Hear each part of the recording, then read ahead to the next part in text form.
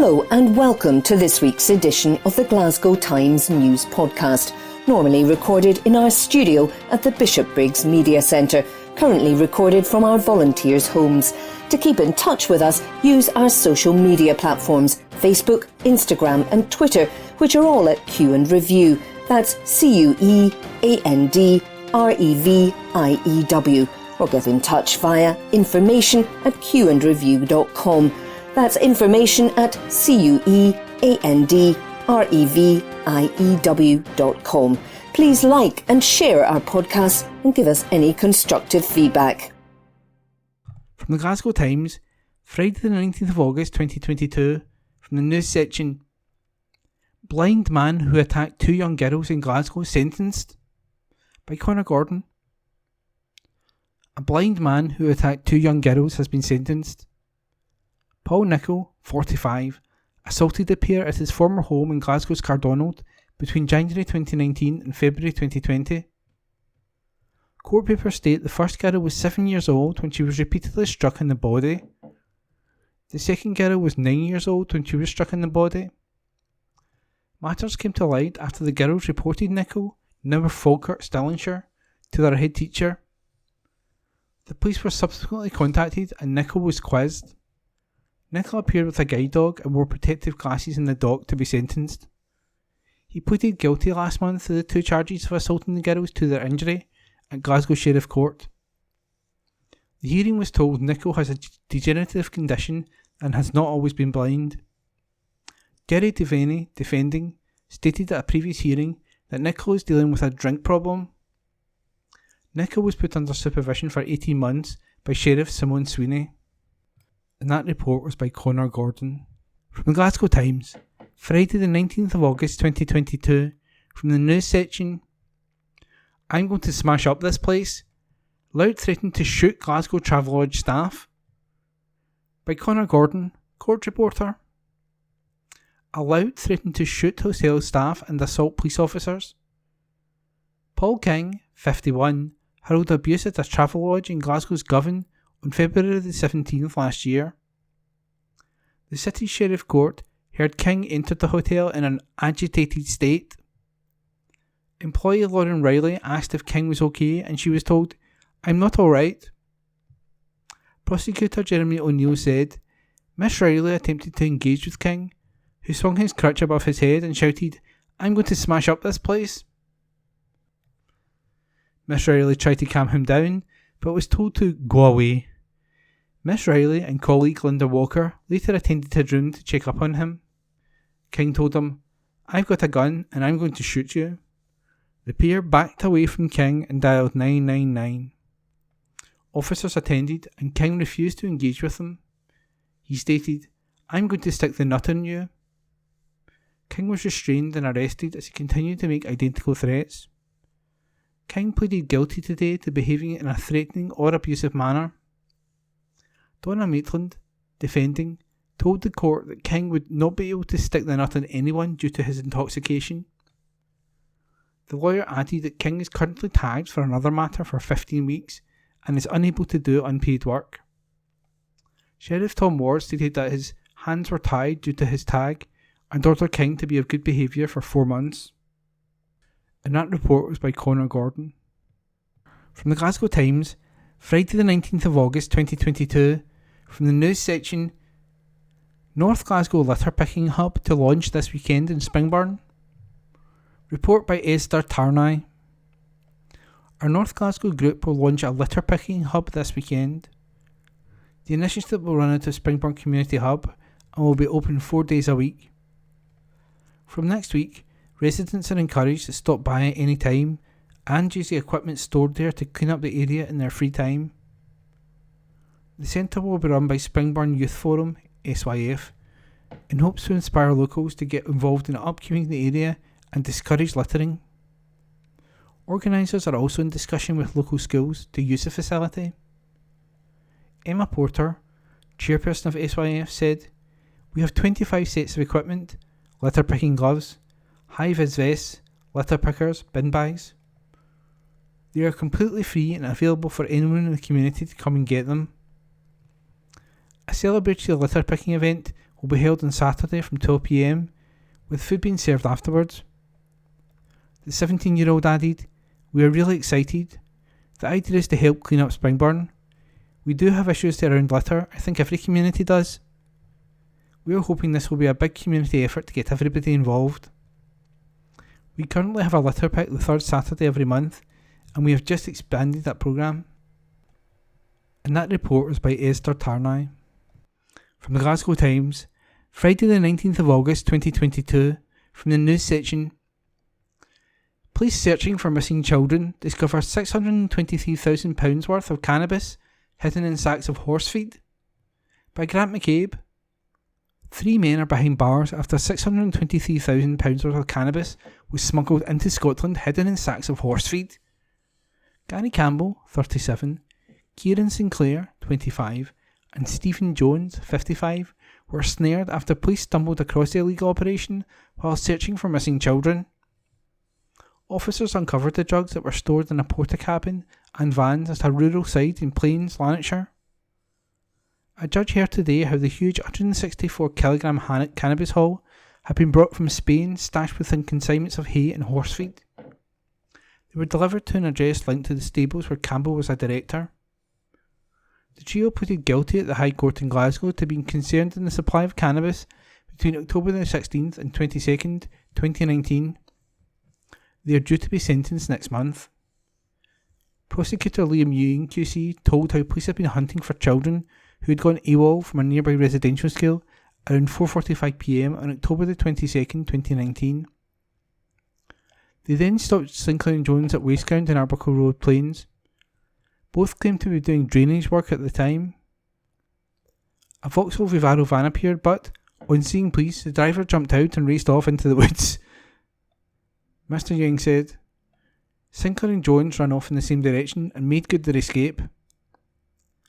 Police checked the van and immediately suspected cannabis was stored inside. As they delved further into the remote area, officers discovered a Part Ford Transit along with a porta-cabin and 2 metal containers. Sinclair was found to be the owner of this vehicle, with Jones belonging to the Vivaro. A large-scale hunt, involving a police helicopter and a dog unit, was sparked to catch the men. Mr. Ewing, the Vivaro was searched and police found 5 sacks of animal feed, within which were hidden 22 grams of cannabis. Police found 11 sacks of feed in the transit, hidden within was 52 kilograms of the drug. The porta-cabin was locked and entry was forced. Inside was 18 sacks of animal feed, within which there were 90 kilograms of cannabis. DNA further linked both Sinclair of Lanark and Jones of Glasgow's Partick to the vans, as well as to rubber gloves and a JCB digger at the site. Mr. Ewing said, "It was apparent that the cannabis had been delivered to the site hidden in consignments of animal feed, which had then been discarded.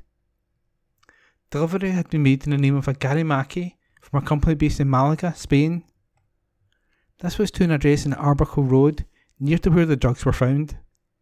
Mr. Ewing said, "Subsequent inquiries revealed that the deliveries of hay from Spain had been ordered on behalf of a company in which Campbell was a director. Payments had been made from his bank account to cover the cost of delivery. Campbell, of Coatbridge, was arrested in November 2019, with Sinclair and Jones not held until the summer of 2021. Campbell and Sinclair had been on bail before the hearing today. Jones was already behind bars for another offence. But Judge Lord Young remanded all 3 pending sentencing." And that report was by Grant McCabe. From the Glasgow Times, Friday the 19th of August 2022, news. Arrests made after 3 homes raided for drugs. Report by Lauren Brownlee. 3 homes were raided by cops in Paisley. Officers, armed with search warrants, searched the properties on Wednesday. 3 people were arrested for allegedly being concerned in the sale of supply of Class A drugs. The 2 men and 1 woman will appear in court at a later date. A post in Renfrewshire and Inverclyde Police Division said, "On Wednesday, August 17, officers from the Violence Reduction Unit and Community Policing Team executed several search warrants at addresses throughout the Paisley area. 2 males and a female were arrested in connection with the sale and supply of Class A drugs and will appear at Paisley Sheriff Court at a later date. If you are concerned about drug dealing in your area, contact 101 or Crime Stoppers anonymously on 0800 555 111. Hashtag keeping people safe. Hashtag Crime Stoppers. And that report was by Lauren Brownlee. This article is from the Glasgow Times, date 19th August 2022, from the Lifestyle section. Glasgow club Donald Dewar and Crown Point to reopen after 2 years, by Sarah Campbell. Glasgow Life has confirmed that 2 of its popular sports centres will reopen next month after 2 years of closure. Both the Glasgow club Donald Dewar in Drumchapel and Crown Point in the city's East End were shut in March 2020 as a result of the COVID-19 pandemic. Glasgow Life has now revealed that the clubs will reopen as of Monday, September 5th, offering full health and fitness facilities in addition to the outdoor pitches which are already open. A range of classes will be on offer at both venues and can be booked up to 7 days before the reopening date in September. Alan Milner, Glasgow's Life's head of sport, said, "We are delighted to confirm the reopening of these well-loved and much-used sporting facilities in Glasgow. As a charity, Glasgow Life's mission is to inspire every citizen and visitor to become engaged and active in a city globally renowned for culture and sport. By reopening these venues, we are increasing opportunities for people in Glasgow to increase their mental and physical well-being by engaging in sport and physical activity and spending time with and meeting others in a local community facility." That article was by Sarah Campbell. This article is from the Glasgow Times, date 19th August 2022, from the Opinion section. You won't achieve independence by calling no voters traitors, by Adam Miller. I've spent the last 10 years making jokes about 2 particular Glaswegian football clubs. When one team is the subject, it's held up as proof of my anti-Celtic pro-Rangers agenda. When the other side is on the end of it, my anti-Rangers pro-Celtic bias is apparently showing. Since it's impossible to be both a Celtic and Rangers fan, no matter what an M. Johnson of Florida might insist, at least one of these allegations is completely false. This extends to the entirety of Scottish sports media. Every newspaper supposedly has a blatant anti-your-team outlook, when in reality an industry in crisis is full of young digital sports journos just trying to do the best they can under relentless pressure and make it through the day without pissing anyone off. There's nothing wrong with believing certain sources to be guilty of bias, but when that consumes your every moment, it's time to start asking yourself some serious questions. A similar mix of rage and paranoia exists when it comes to Scottish political journalism. Just as in football, Scottish politics stories from outlets that haven't explicitly stated a preference in the independence debate are routinely held up as proof that the establishment is against their side. Comments under an article about an accusation directed towards First Minister Nicola Sturgeon will be full of unionists who believe the outlet has displayed their pro-independence bias by going easy on her in the piece, and nationalists who insist the outlet have demonstrated their pro-union attitude by running the story in the first place. Nowhere does this routine play out with as much bitterness and regularity as BBC Scotland, or British Biased Corporation more like, as the uncle you shun at family gatherings hilariously calls it. Depending on who you ask, our national broadcaster is either a bastion of lefty Sturgeon fans or a hotbed of rabid anti-Sturgeon propaganda. On Tuesday, BBC News Scotland editor James Cook received abuse outside the Conservative hustings in Perth. Footage shows Cook attempting to respond to questions from an Scottish independence campaigner while cries of "scumbag rat" and "you're a traitor" are directed at him by another. Cook deals with the situation calmly and politely, but the footage is as embarrassing as it is infuriating. These are grown adults. Harassment of journalists is something we've seen from Brexiteers and anti-vaxxers. You can't stoop to the level of those groups and expect to be taken seriously. Sturgeon condemned their behaviour, saying, "Hurling abuse at journalists is never acceptable. Their job is vital to our democracy, and it is to report and scrutinise, not support any viewpoint." James Cook is a journalist of the highest quality and a total pro. The behaviour he was subjected to last night was disgraceful. The damage was done, though. Fools, like the one who confronted Cook, do precisely nothing to further their cause and play into the hands of unionists who wish to characterise the entire Yes movement as an unhinged, angry mob. In 2014's referendum, 44.7% voted for independence. "We are the 45% became a rallying cry among Yes voters, but an independent Scotland won't be achieved without some of the 55.3% being convinced. People who could swing from no to yes aren't going to be persuaded by a side calling them gnaw-bags or traitors. Angry bampots will drive potential allies away from the Yes movement. Scotland will vote no again, and they'll blame the dreaded MSM instead of taking any responsibility for their own part in the campaign's failure.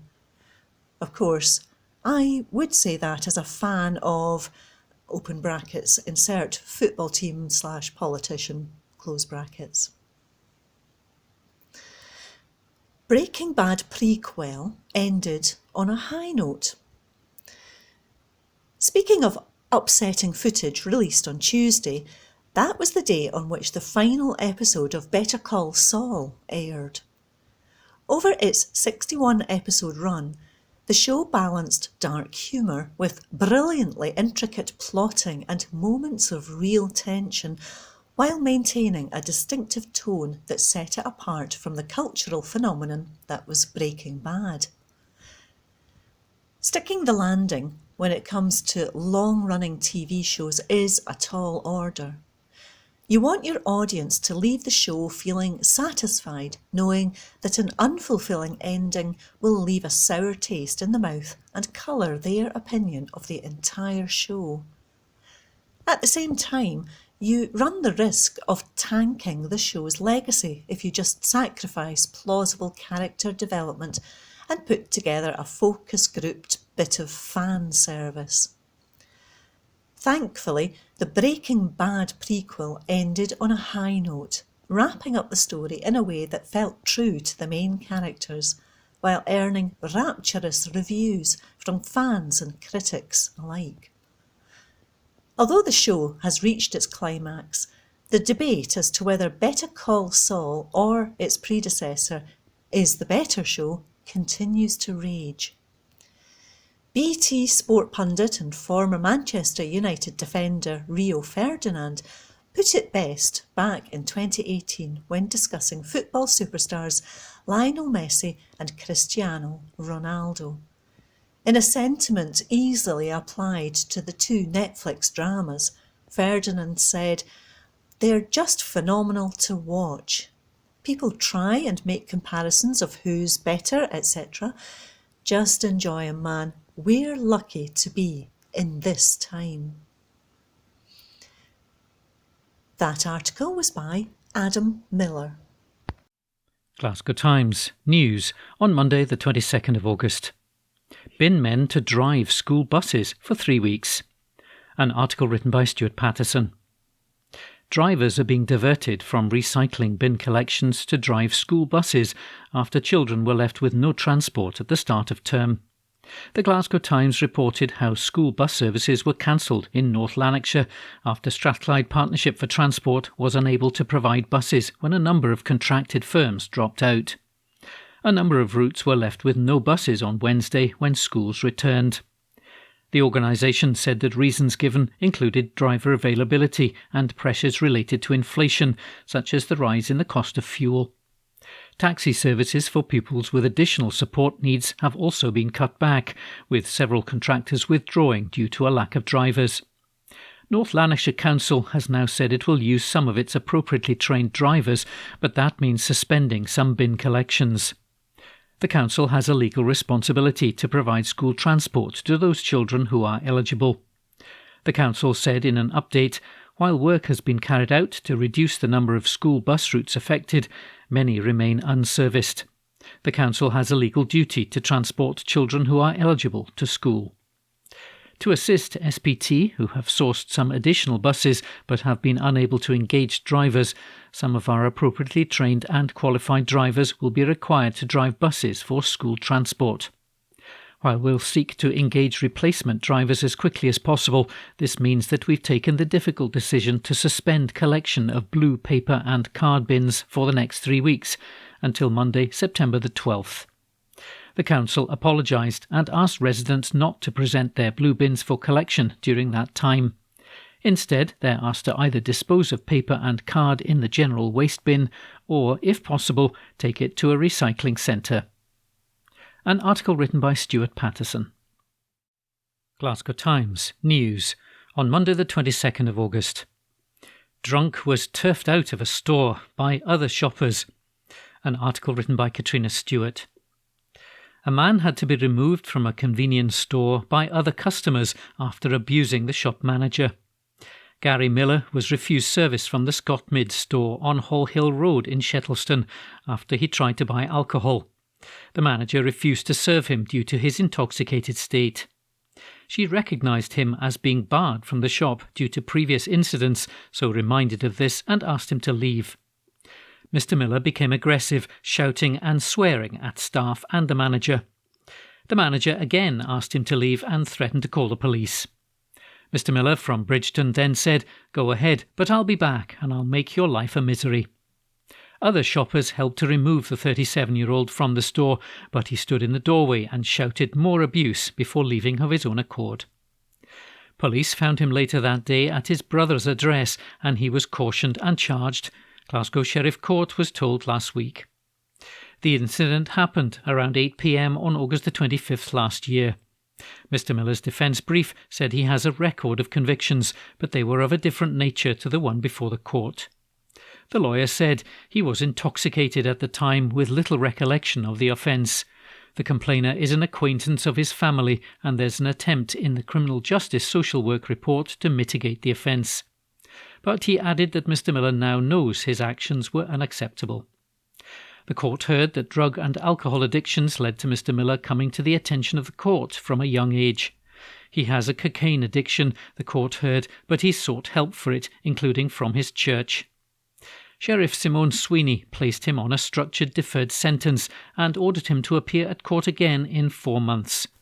Mr. Miller said, "With God's help, I will conquer this terrible affliction." An article written by Katrina Stewart. Glasgow Times News on Monday the 22nd of August. Exercise classes to help disabled people.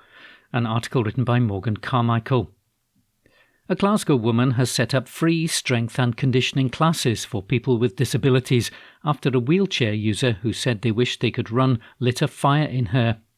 Tanya Carmona's free programme, Get Fit on the Green, has been set up in the city's East End. The 35-year-old qualified personal trainer kicked the health and fitness sessions off this month and hopes those with disabilities and impairments get involved.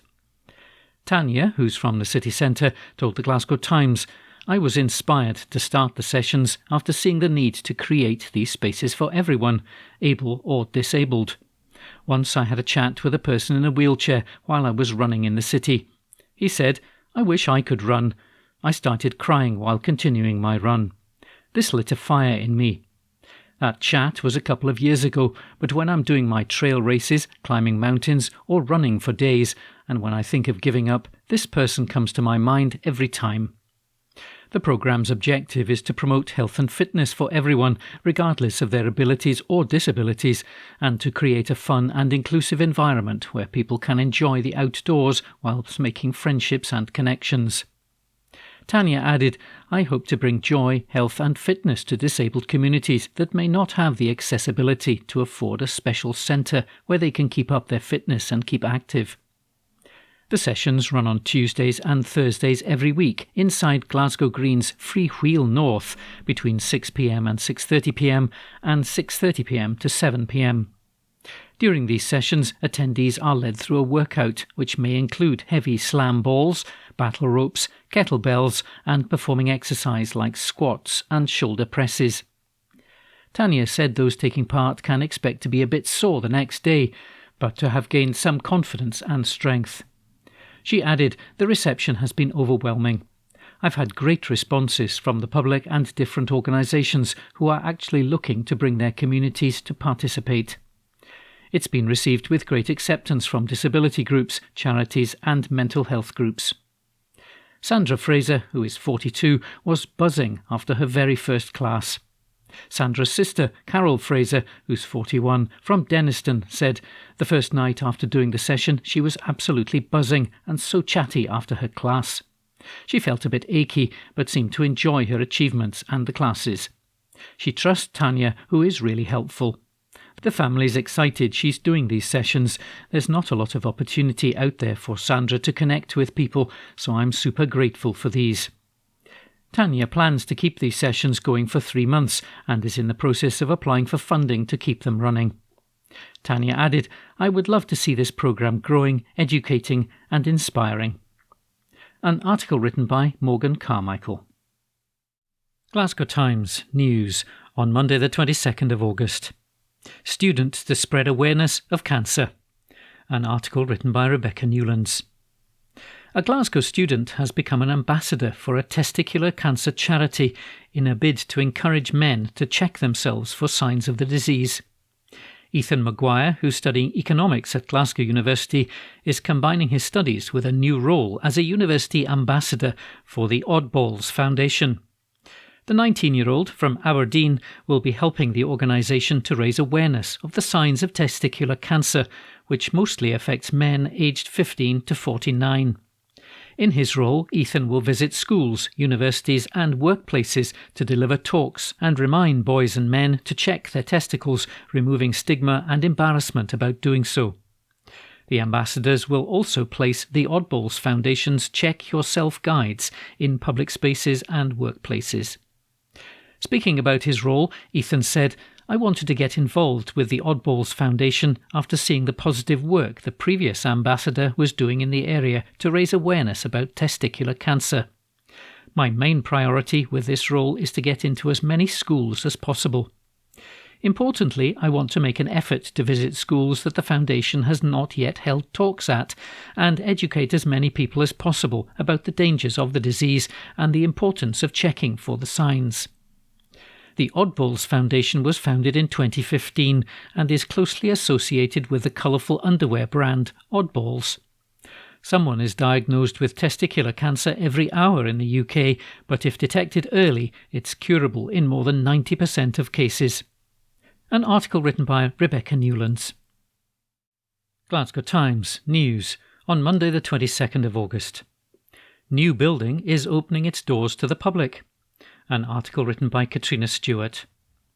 University bosses are launching a new campus community space with a 2-week free festival designed to make visitors say, "Wow." Glasgow University's newly opened Advanced Research Centre, or ARC, will play host next month to the Arcadia Festival of Ideas. Visitors can enjoy brass bands, a retro video game arcade, comedy and drag shows, an outdoor ceilidh, art exhibits, a virtual reality celebration of Robert Burns, and much more. Jane Cowie from the Annex Healthy Living Centre said, "Having something where the university is welcoming the community is absolutely massive. The combination of the community, university and research is wow." Arcadia, running from September the 16th to September the 30th, aims to establish the ARC as a significant contributor to everyday life in Glasgow's West End. The ground floor of the ARC, which will later this year include a cafe and restaurant, is open to the general public. It'll play host to more than 65 free, all-ages events during the festival, hosted by students and staff from Glasgow University and community partners. Those events include tours of the ARC during the Glasgow Doors Open weekend on September the 17th and 18th, and a family-focused programme the weekend after. Local brass band, Brass Eye, will perform in the ARC's outdoor space on September the 18th. The ARC will host events every evening, including movie screenings, comedy shows and live music for an adult audience. On the opening night, the atrium will be transformed into a cinema for a screening of 90s classic Mars Attacks, followed by a discussion with scientists working on Mars research. Local community groups will contribute to the festival, including children's storytelling sessions curated by the Children's Wood, hands-on stalls from Partick Community Growing Project and the Annex Healthy Living Centre. Music collective Henhouse will curate an evening of music for the closing night. The ARC will also platform voices from communities underserved or underrepresented in universities, with events involving the Maryhill Integration Network, local charities and the Africa in Motion Film Festival. There'll also be events led by LGBTQ+ and Gypsy, Traveller, Roma, Showman and Boater communities. The £116 million ARC building, which sits on the site of the former Western Infirmary, is home to a multidisciplinary group of researchers tackling a whole range of global issues, from climate change to healthcare. A wide range of research will be on show during the festival, such as the university's response to the pandemic, including a specially commissioned theatre piece and exhibition. An article written by Katrina Stewart. Glasgow Times News on Monday the 22nd of August. Shop bosses kick up a stink over raw sewage nightmare. An exclusive front-page article written by Amanda Keenan. A burst pipe has created a 50-metre pool of raw sewage at the back of a busy Glasgow store, sparking a flood of health and safety fears. Staff at Maslow's community shop on Govern's Shaw Road say that they've been plagued for over a year by a putrid stench caused by the water which is polluted by human waste, and claim the unbearable conditions are now causing them to lose custom. They believe a long-standing leak from a pipe in the basement of a vacant property nearby is responsible for the foul build-up and are fearful that their own well-being is now being put at risk. Maslow's director, Carol Gilchrist, says her pleas to have the hazard tackled have fallen on deaf ears. She told the Glasgow Times, "We're at our wits' end with this. Someone needs to take responsibility and get it sorted. The odour is now completely overwhelming and we're having to rely on air fresheners and essential oils to try and mask the smell, but nothing really works. It's absolutely disgusting. The area at the back of our building has become a total no-go zone. As far as I'm concerned, this has become a serious health issue. We've been left with a pool of excrement that stretches for around 50 metres and it's over a foot deep. It's making our staff feel sick as the smell hits you as soon as you enter our shop, and we're now seeing a decline in our footfall. People come through our front door and want to leave straight away. I don't blame them, to be honest, because it's stomach-turning. The conditions have become unbearable to work in, and we need the owner of the abandoned building to clean up their act." Despite raising the issue with Environmental Health, Scottish Water, City Property and the housing associations in the area, Carol claims no one is willing to step forward and take responsibility. In a last-gasp bid to force a clean-up, Maslow's directors have taken the decision to halt their rent payments. The community interest shop offers free clothing and household goods to asylum seekers and people in the local community who are experiencing hardship. Carol explained, We operate with dignity and respect for individuals who don't have much. They're coming into the shop to collect clothes, and the first thing that they're met with is this awful smell. We've complained on several occasions, and we've had visits from environmental health inspectors, but nothing has changed. It's very frustrating because we just want to get on with our vital community work, instead of having to spend our time fighting to have this mess drained and cleaned. We decided in June to stop paying rent because we're disgusted by what we're having to deal with every day. It's a diabolical situation, and if this doesn't get sorted, we will have to look at moving premises. We're no longer willing to tolerate this. A spokesperson for Scottish Water said, "I can confirm that we previously attended the address to carry out checks and there were no issues with Scottish Water infrastructure in the area. This would appear to be a private issue." Carol said one of her colleagues tried to reach the empty building to see for himself where the burst sewage is emptying from. She added, "We used pallets and doubled them up to try to build a walkway to get across to see where the mess was spewing out from. It was so bad we had to give up, and no one has gone out there since." Until the origin of the waste is dealt with, this problem is only going to get worse. The owners simply cannot leave a burst sewage pipe spewing human waste into this space. The entire street stinks, and frankly, the fact that it's been allowed to become this bad is an utter disgrace. This has gone on long enough and needs to be fixed before someone ends up ill as a result. Harvey's property own the building Maslow's operates from. In a statement, a spokesperson said, "We only own the shop unit at 70 Shore Street and not all of the properties within the building. The issue is not within our property, which has been confirmed by Environmental Health." As soon as we were aware of the situation in May, we sent our own contractors to investigate the issue before it was passed on to Environmental Health. Our tenant was advised they could have a break in the lease, but chose not to take this option and have chosen to continue to operate in the premises. We always try to help our tenants where possible and as quickly as possible. We want these issues to be resolved quickly for our tenant. Unfortunately, our hands are tied. Glasgow City Council said the building is not its responsibility and that the issue lies with City Property Glasgow and the local housing association for the area. A spokesperson for City Properties Glasgow LLP said the various properties on Shore Street comprise of a mixture of privately owned shops and housing flats. City Property owns one small ground floor vacant shop in the property. A local housing association is the majority owner. We're aware of drainage issues in the property located under the tenement and are liaising with the relevant housing association to resolve this. Due to health and safety reasons, contractors have been so far unable to enter the property to confirm the source of the sewage leak. However, the housing association has organised a full inspection of the area to be carried out as soon as possible. When the source is identified, we'll work with them to resolve this issue as quickly as possible. We asked City Property Glasgow which housing association it's liaising with, but received no response at the time of publishing. An exclusive front page article written by Amanda Keenan. Glasgow Times News on Monday the 22nd of August. Households could be paid to keep washing machine off in peak hours. An article written by Lois Mackenzie. Households with smart meters could be paid for turning off high-energy appliances such as washing machines during peak times.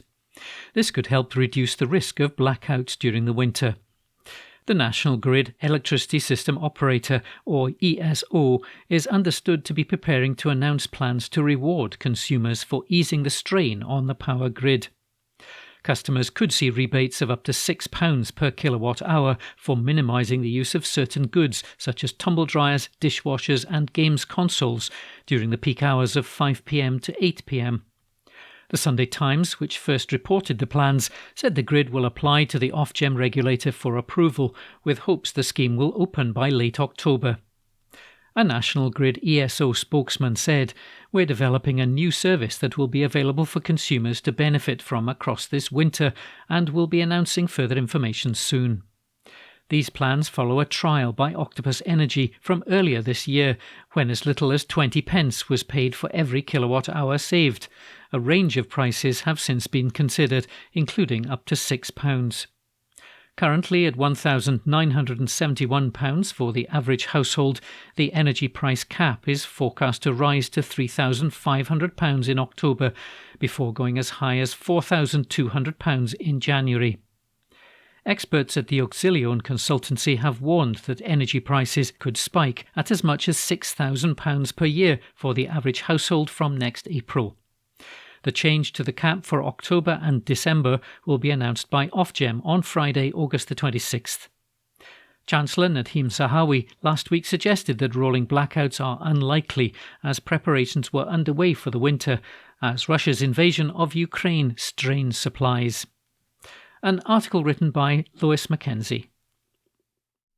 Glasgow Times News on Monday the 22nd of August. Hundreds object to divisive plans. An article written by Drew Sandilands. A divisive new plan to build homes at a Southside bowling club has received 285 objections from the community.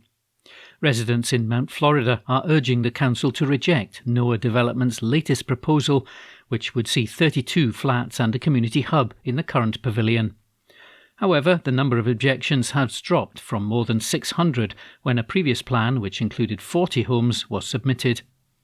Meanwhile, 131 letters of support have been sent to the council.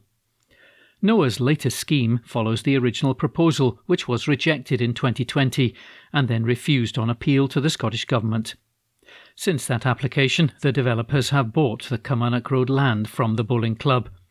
The firm has said the new application will include landscaped open space and the proposed community facilities could be gifted at no cost to a local group. However, Mount Florida Community Trust promised to object to the plans and it hopes to retain the whole space for future generations. The Trust, which does not own the land, previously had a proposal to retain the clubhouse and the southern bowling green and install a tennis court and fitness area approved by the council.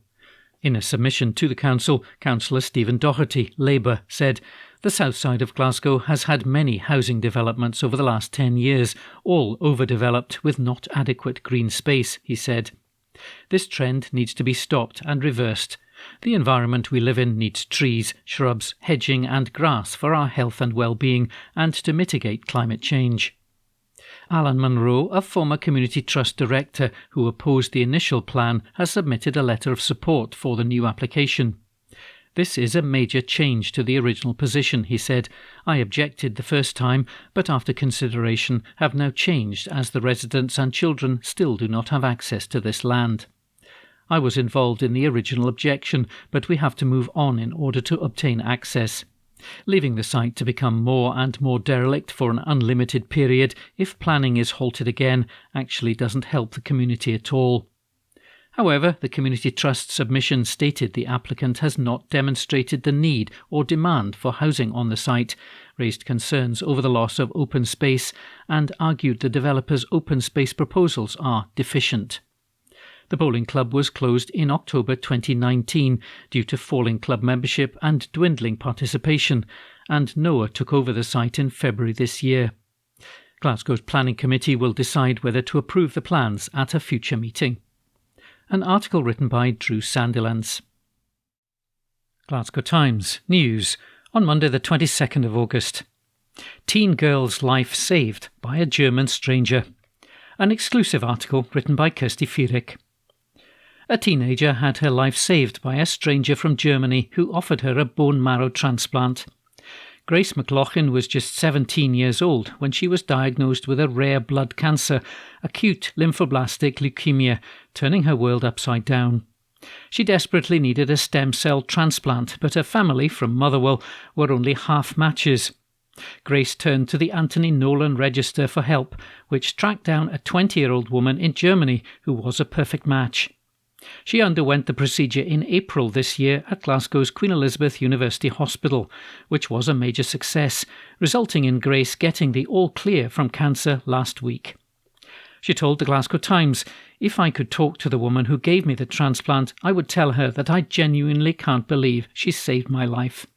It's insane that she was found, and crazy that we happen to be the perfect match. The transplant has given me the chance to get my life back. I'm really thankful. I got a call from my doctor last Wednesday out of the blue telling me that my bone marrow biopsy had come back all clear. There was no cancer detected. It was so good telling my mum and dad. I cried and just couldn't believe it. Grace had been studying for her higher exams when she noticed a golf ball-sized lump appear on her jaw. She was then given the heartbreaking diagnosis last July after a biopsy at University Hospital Monklands discovered her acute lymphoblastic leukemia. The condition affects white blood cells, with around 790 people diagnosed with the illness each year in the UK. Grace was treated with chemotherapy at the Beatson, West of Scotland Cancer Centre, but doctors realised it wasn't working fast enough. She was given the transplant, which replaced her stem cells with healthy ones, giving her a chance to recover. However, she still continued to need chemotherapy, which tragically turned her hands and feet numb, leaving her unable to walk. Now, since she stopped treatment, she's been able to regain her mobility and only relies on her wheelchair for long walks. She's also growing her long hair back after losing it to treatment, which was very traumatic for Grace. The schoolgirl had cherished her locks so much that she'd never had a haircut in her life, so was gutted to lose it all at once. Grace said, "Chemo was very tough. Now that I'm completely away from it, I can walk about a bit better. I can stand up without holding onto anything. I loved my hair so much, so I was really upset to lose it all. My mum had to brush it out for me in hospital. Now I kind of love not having hair. It's just so much easier." Since getting the all clear from cancer, Grace is excited for her future and is planning to go to university to study history or maths. She's urging others to sign up to the Anthony Nolan Register to save lives like hers. An exclusive article written by Kirsty Feerick. Glasgow Times News on Monday the 22nd of August. Warning over frightening energy costs. An article written by Stuart Patterson. People will either starve or freeze this winter as the cost of energy and food rockets, according to a leading advice charity. Choosing between heating and eating is a real choice facing more people, as Citizens Advice Scotland finds people asking for help on both issues. A study for the charity found that 1 in 10 people who asked for support on gas and electric bills also sought advice about accessing food. People seeking advice on energy bills has more than doubled this year compared with last year. The period of the report covers April to June this year, after the energy cap was raised and bills started to rise. With further big increases planned, the situation is likely to get worse.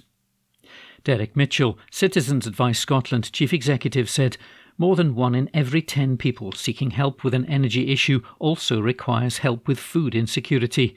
Let's be absolutely clear what that means. Some people face the prospect of freezing or starving this winter. This crisis is affecting everyone, but some people are especially at risk. Our data shows higher demand for advice from council tenants, those out of work, and those unable to work. That, to me, suggests broad support alone will not be enough. There needs to be targeted help for the vulnerable." The number of people asking for advice on prepayment meters for gas and electric has almost doubled in the 3 months this spring, up by 92%. Citizens Advice Scotland said, "If you've run out of gas or electricity, your energy suppliers should give you temporary credit if you can't top up, for example, because you can't afford it or you're having problems topping up." The analysis identified trends in people seeking specific types of advice together, highlighting the link between fears over heating and eating costs. For example, it discovered 12% of cases of people looking for utility advice also saw the client receive advice about food banks. Mr. Mitchell added, "We're seeing these issues before a toxic cocktail this winter of soaring energy bills, growing inflation and higher interest rates. People are hanging on by their fingertips, and it's the summer. How are they expected to cope when the temperature drops and bills rise?" Citizens Advice Scotland urged governments to act urgently. Mr. Mitchell said, "What we're seeing is frankly frightening. We don't judge, we just help. That help, though, needs to be backed up by policymakers delivering the kind of urgent and significant policy interventions to help people. Make no mistake, this is a challenge on the scale of the 2008 financial crisis or the 2020 pandemic, and will require solutions to match that." An article written by Stuart Patterson. Evening Times, August 22. Opinion. Glasgow's foster carers deserve better, says John Molyneux. In this summer, which has seen many inspiring shows of industrial unity, we should also come together to fight for a group of workers, Glasgow's 800 foster carers, who do one of the most selfless, most important jobs in our city, and who have not had any increase to their basic allowances in more than 10 years. Even before the current crisis took hold, that was a 24% real terms cut. Now, with double-digit inflation, that means they are being expected to look after some of the most vulnerable young people in the city, with a third less than they did a decade ago. That is unacceptable. My Green colleagues and I stand in solidarity with everyone standing up for workers this hot strike summer and hope they secure improved pay offers. But for many foster carers, and kinship carers too, there is nothing. No offer on the table, and not even any recognised process for them to negotiate one. They are completely at the mercy of a health and social care bureaucracy, which is creaking under intense strain, and which has either forgotten about them or taken them for granted. In the past few years, a group of Glasgow foster carers have started to organise through the IWGB trade union. They are fighting for their rights and making their voices heard. Green councillors are right behind them, bringing their cause into the council chambers.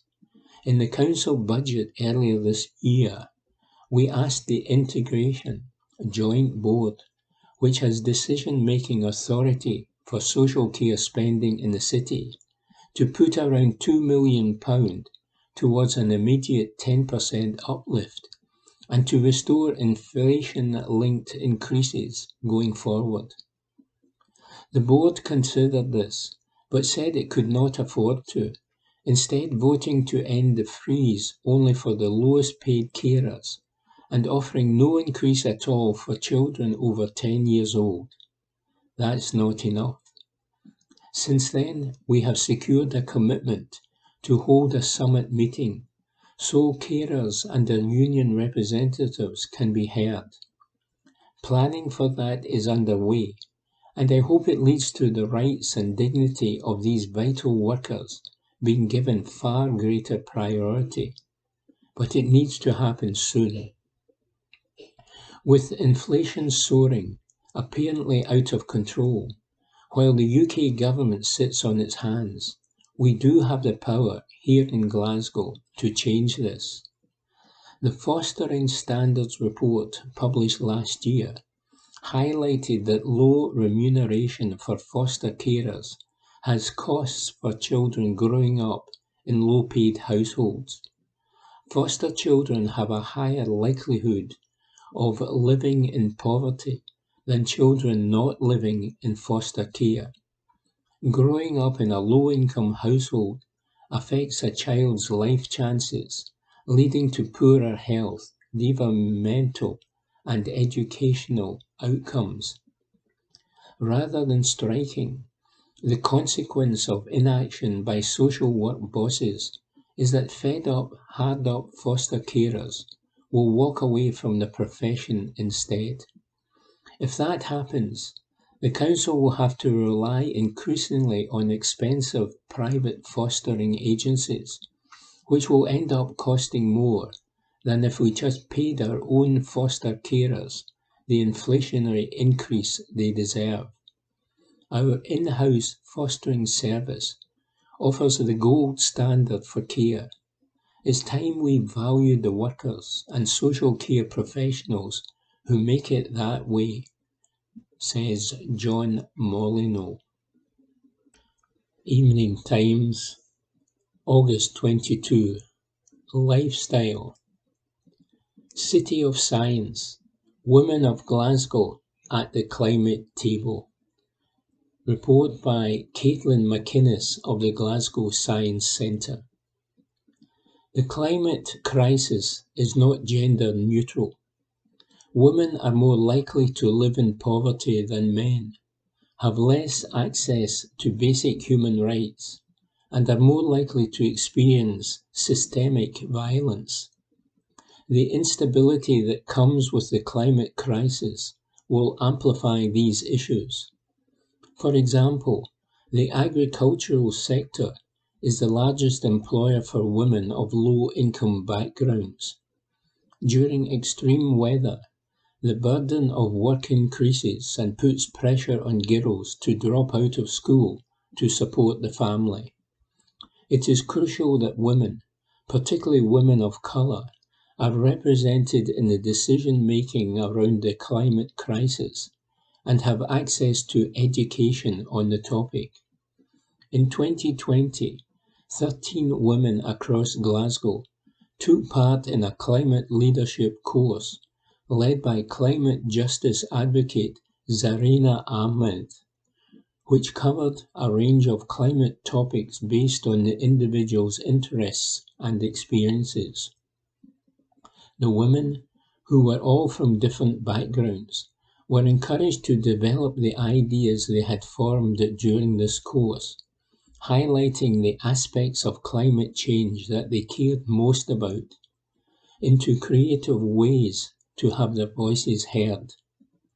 The group, now known as the Climate Sisters, was supported by the University of Glasgow and Glasgow Science Centre to create an exhibition that was presented at the Whiteinch Centre during COP26 in Glasgow. The exhibits range from jewellery and sculptures made from recycled materials to music videos, podcasts, and even an escape room game. I spoke with a few of the Climate Sisters about their exhibits and their interest and concerns on climate change. Mireille Diner shares the importance of Scotland's peatlands through a video she created, imagining aliens visiting Earth in 2121 to harvest plants after humans have gone extinct. Peat, an accumulation of decayed organic material, absorbs and stores carbon dioxide from the environment. Peatlands cover 20% of Scotland's land, providing an important habitat and freshwater filtration. The Scottish Government commitment to tackle climate change includes a major investment in the restoration of peatlands. Mireille said, "We need a systemic change. People cannot possibly do everything on their own.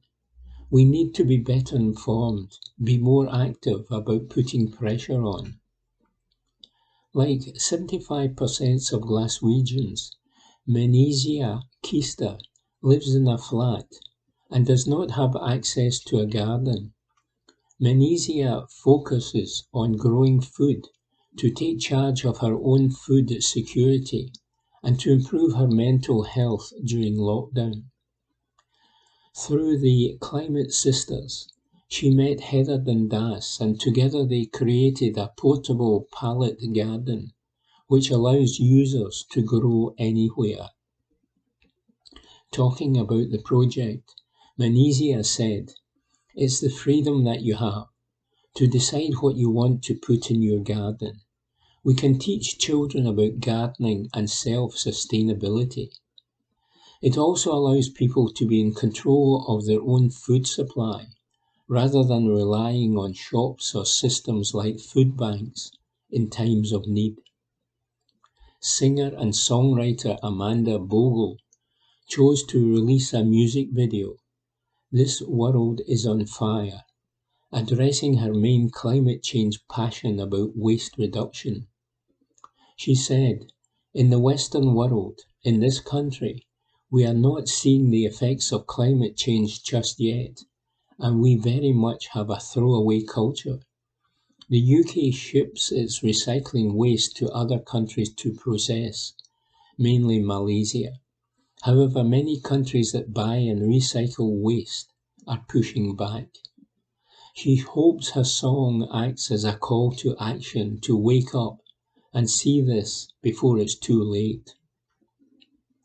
There is an equal need for a societal shift towards respecting nature and systemic change from our governments and major corporations.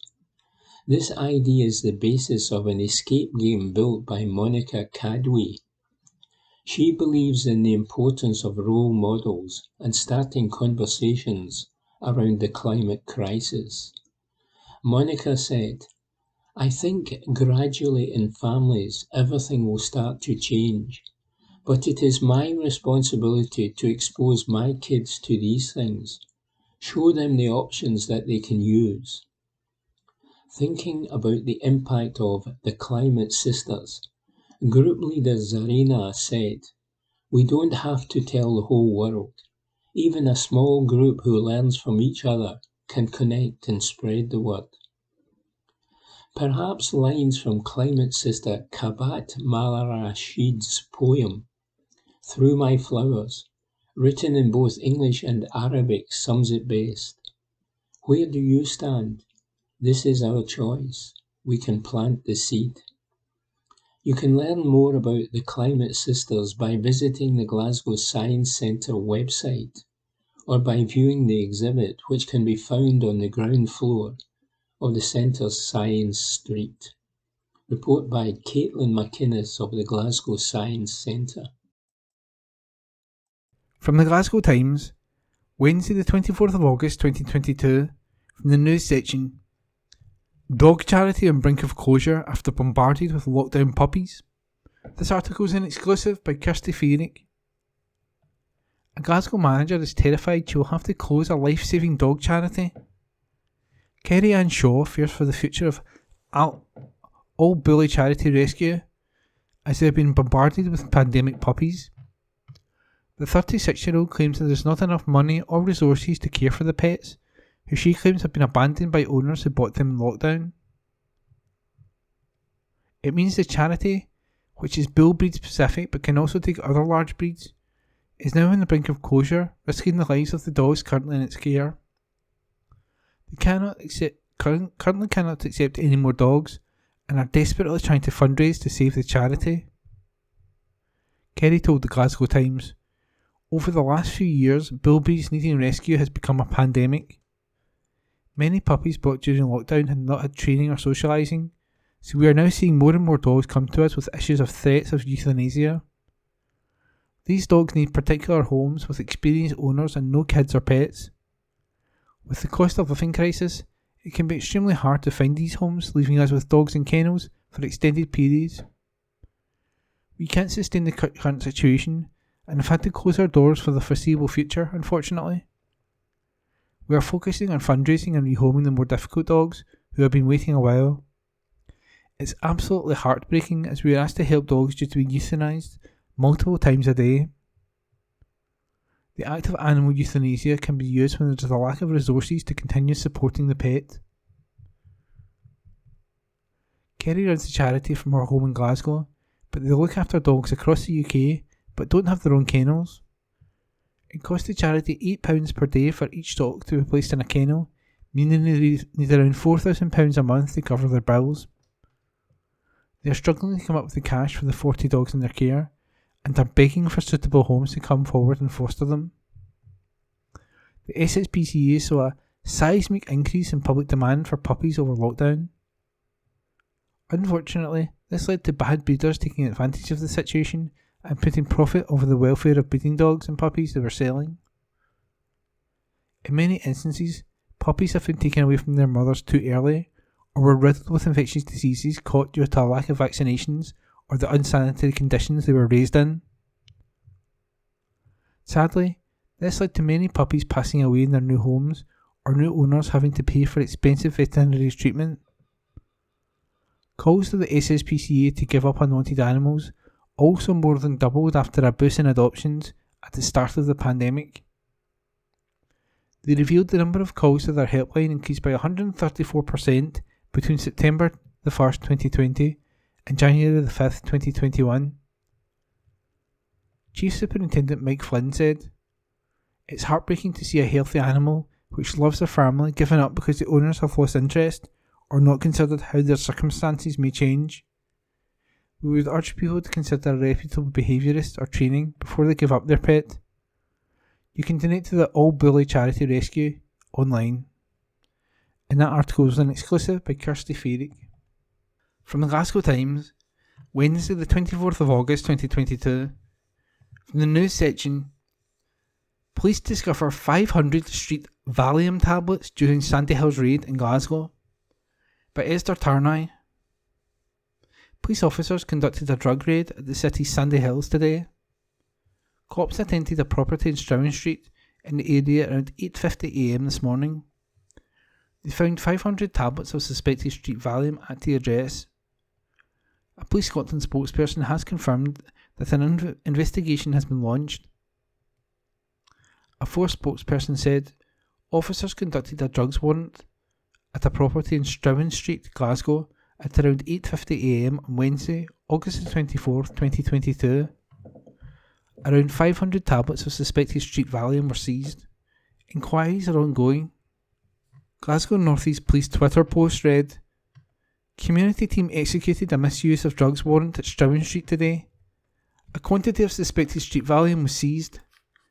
We work in partnership to support people with addiction, but we robustly police drug dealers causing harm in our community. #harm reduction." And that article was by Esther Tarnay. From the Glasgow Times, Wednesday the 24th of August 2022, from the news section, PSV Ultras get Rangers payback as fanatics set off fireworks in dead of night outside team hotel. Article by Aidan Smith. PSV Ultras set off a number of fireworks outside the Rangers team hotel in the dead of night ahead of tonight's huge Champions League playoff clash. The tie is in the balance at 2-2, and the Dutch supporters are looking for every edge possible to get their team over the line. A supporter group lit off fireworks outside the hotel where Giovanni van Bronckhorst and his players are staying in a bid to wake them up from their sleep. It comes as Rangers fans did similar last week with PSV staying at the Crown Plaza Hotel. Meanwhile, Connor Goldson has called on Rangers to stick together against PSV Eindhoven in the absence of Alfredo Morelos. Columbia striker Morelos was omitted from the Ger squad by Giovanni van Bronckhorst for Wednesday's second leg of the Champions League playoff due to fitness levels and other concerns, including attitude. The 26-year-old, who missed out on last season's finale due to a thigh injury, was sent off 13 minutes after coming on as substitute in the 2-2 draw with Hibernian at Easter Road on Saturday. Now Bronckhorst has made this decision, Rangers will have to cope without Morelos at the Phillips Stadium, where the match will start with the teams tied at 2-2. Defender Golson said, "I just think a fit and firing Alfredo is one of our most important players, and obviously until he gets back to that, I don't think he's helping us as much as he can do. He has had a massive injury, probably the first big injury that he's had in his career, and it's taken some time to come back from that, so we need him to be as fit and ready as much as possible, because he's one of the best players in this team. He obviously done something stupid on Saturday, he did let us down, but at the same time we are a team, we're a group, and we have to be together because the only times we have won things is when we've all stuck together and done everything together.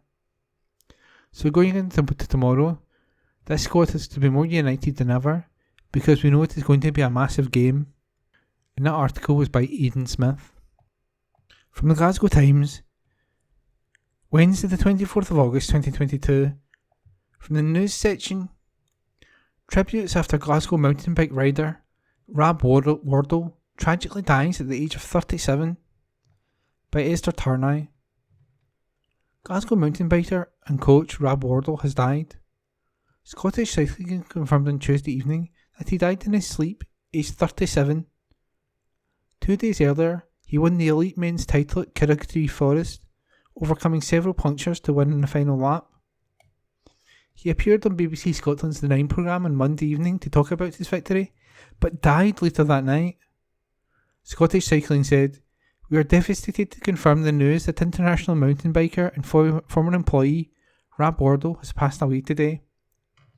We have very little information at this stage, but we send our love and support to his family, friends and all those in our community who knew him. Organisations and individuals have paid tribute to the biker, who was loved by many. In a statement, British Cycling said, "Everybody at British Cycling is deeply saddened to learn of the death of Rab Wardle. Rab was a brilliant rider, friend and ambassador for our sport, and will be sorely missed by so many. Our thoughts are with his family and many friends at this incredibly difficult time." Track cyclist Katie Archibald shared, "I think you've heard that Rab died yesterday morning. I still don't understand what's happening, if this is real, why he'd be taken now, so healthy and happy. He went into cardiac arrest while we were lying in bed.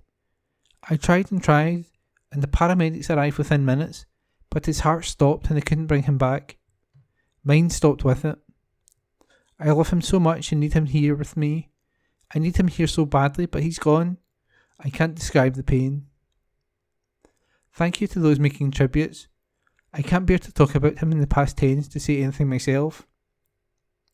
You mean everything to me, Rab. I love you."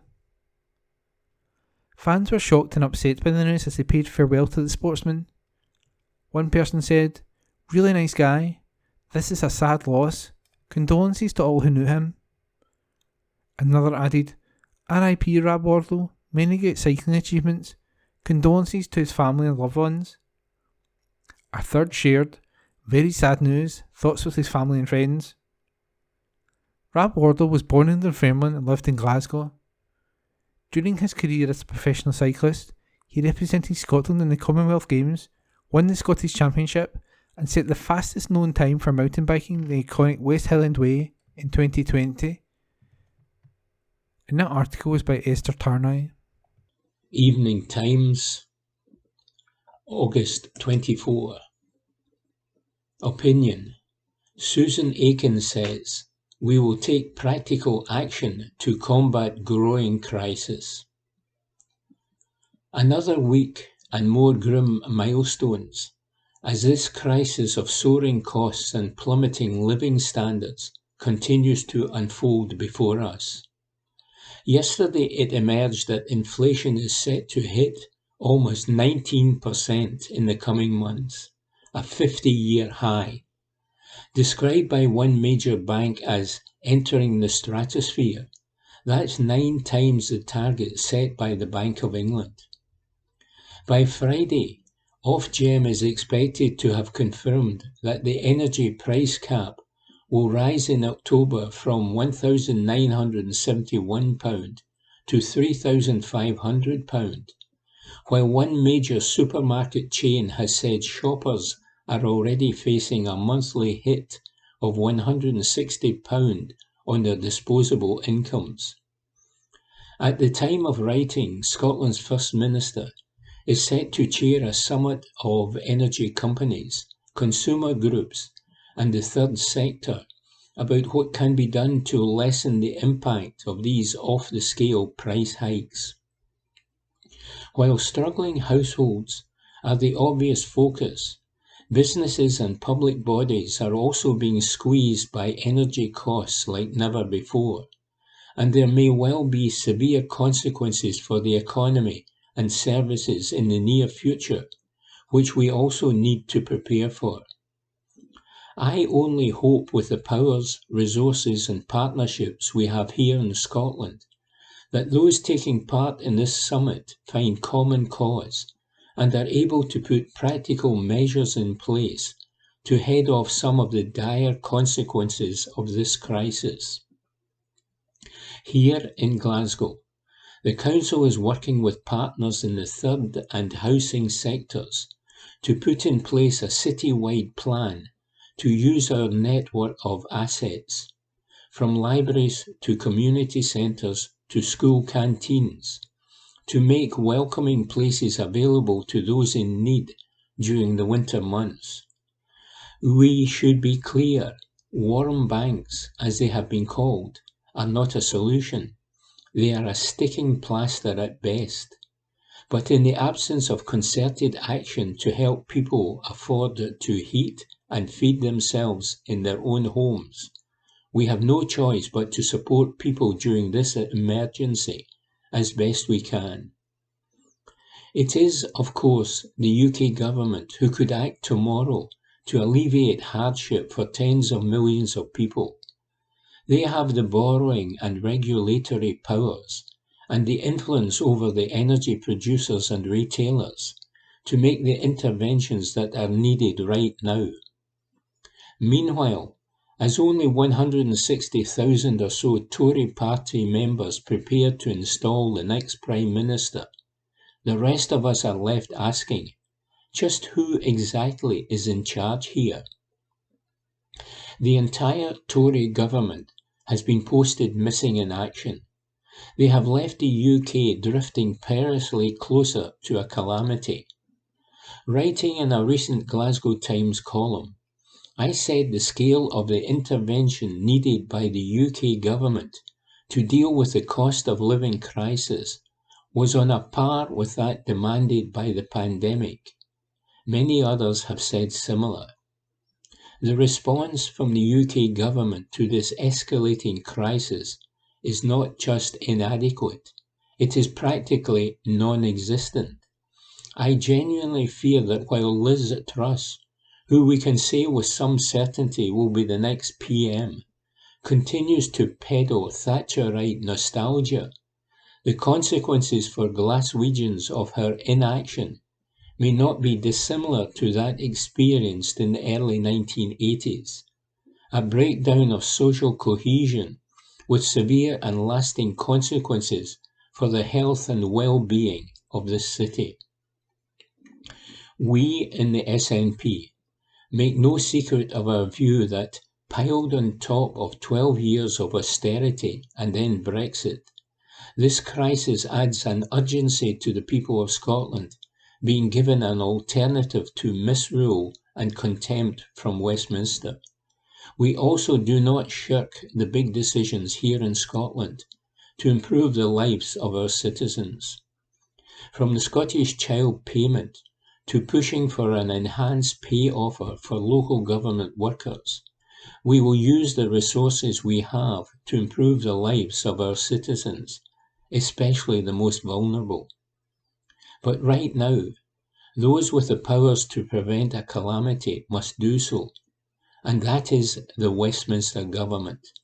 The consequences of their failure to do so are too grave to consider, says Susan Aiken. Evening Times Sport, August 24. Judy Murray urges volunteers to sign up for UCI World Cycling Championships in Glasgow. Report by James Kearney. Judy Murray hopes that next year's UCI World Cycling Championships, to be held primarily in Glasgow, can be a transformative moment for Scots and encourage a new generation to get on their bike and keep fit. The tennis coach has been a long-time advocate when it comes to supporting sport and exercise at a grassroots level, and hopes that next year's cycling competition, the inaugural edition of the tournament that features 11 events, can provide a similar legacy to that of the 2014 Commonwealth Games.